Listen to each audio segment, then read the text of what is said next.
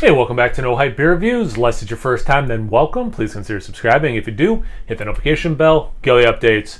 We're set for today's video.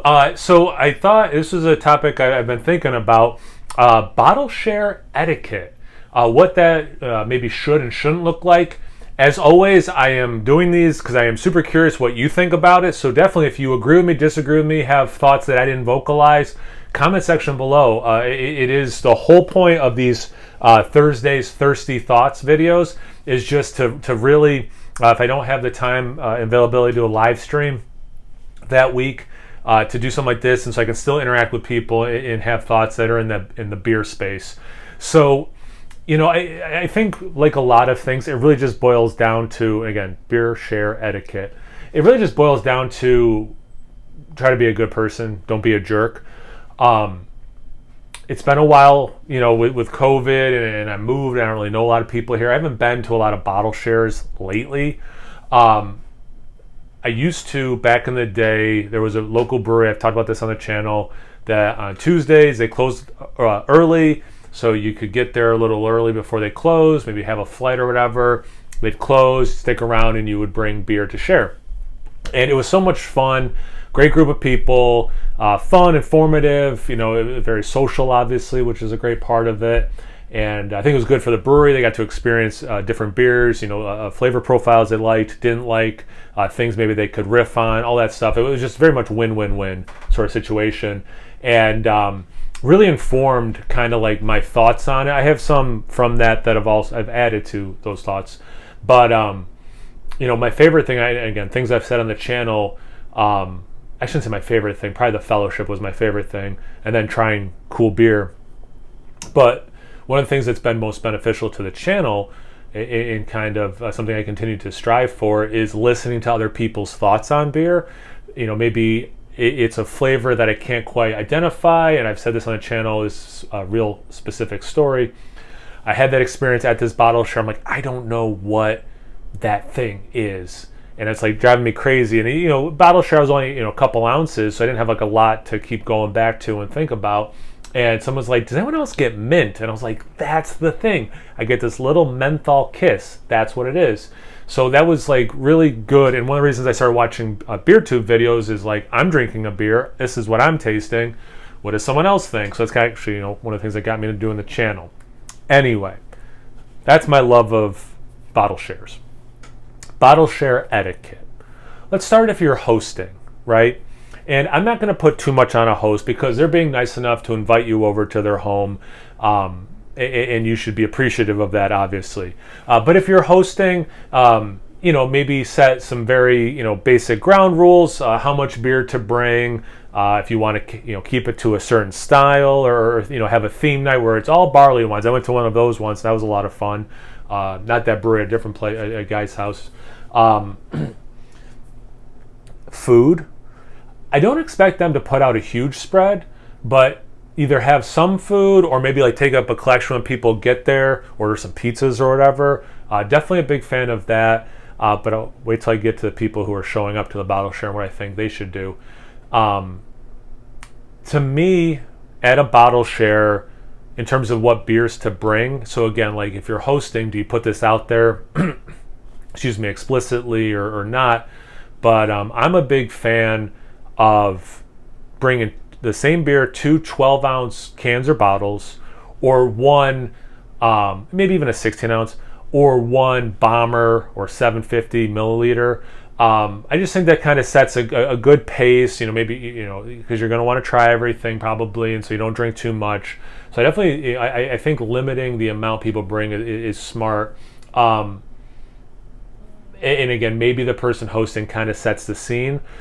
Besides, you know, having maybe some food or planning on organizing food to be gotten, access to water, obviously, whether it's just to rinse out a glass or, you know, for people to drink water. I'm all about staying hydrated. I don't want to feel hungover the next day.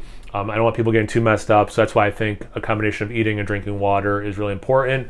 It could be Gatorade, you know, vitamin water, things like that. It can affect your palate. So that's why I'm thinking water, but something with electrolytes, I just think is smart.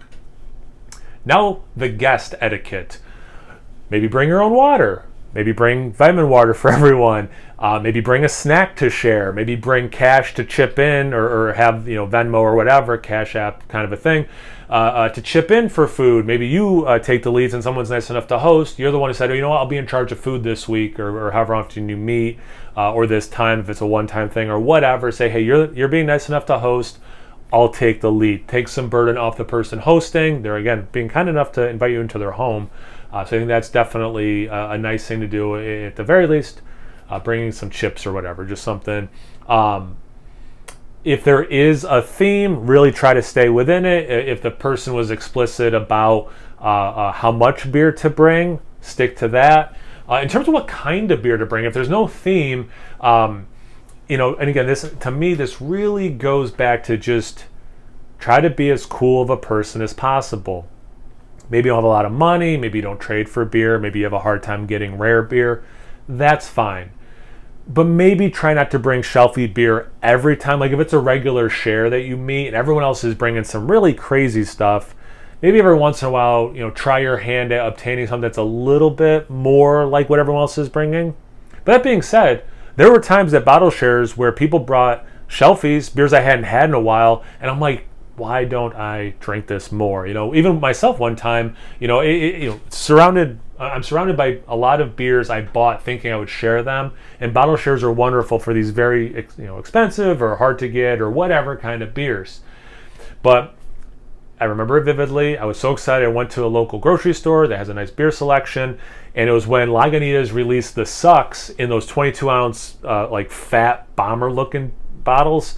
And I was like, man, I gotta bring this. Now that was super cheap and at the time easy to find. So here I am, trying to bring beers I want to share with people, because again, I back then had beers like are on these shelves that are just sitting in my house waiting to be consumed with someone else.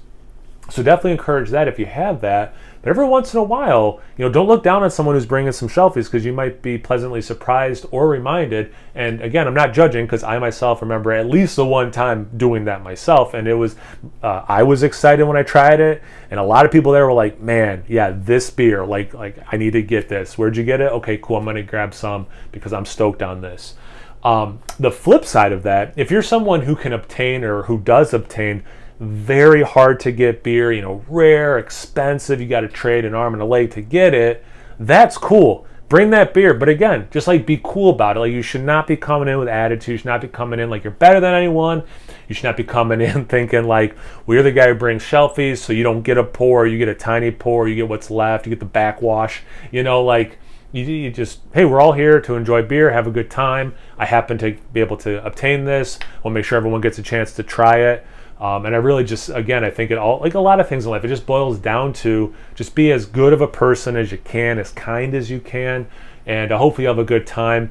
And the most important thing, and this would transcend etiquette to me, is don't drink, get drunk, and drive. Have a DD or take an Uber, have your significant other there, or pick you up. Maybe your significant other will, abstain or have a real little amount or something. Definitely not worth messing around with for a lot of reasons. You could hurt yourself or someone else. You could kill yourself or someone else. And just social responsibility, right? We want to be the best versions of ourselves that we can be, and I think being responsible is part of that. So again, Thursday's Thirsty Thoughts. I want to hear your thoughts about this, or maybe you just have a good, cool story about a bottle share. So either your thoughts on etiquette of going to a bottle share, or you just want to share a cool story of one time you were there, or maybe like a beer that you're like, yeah, it was cool. I never had this beer before. Went to a bottle share and it blew my mind. Or maybe a funny story about it. Anything, everything, comment section below. Seriously, let's get a conversation going. It's the whole point of this. Once you're done doing that, make sure you check me out on Instagram and Untapped. It's No Hype Beer Reviews at both those places. So please like, comment, subscribe, and most importantly, imbibe. Cheers, everyone.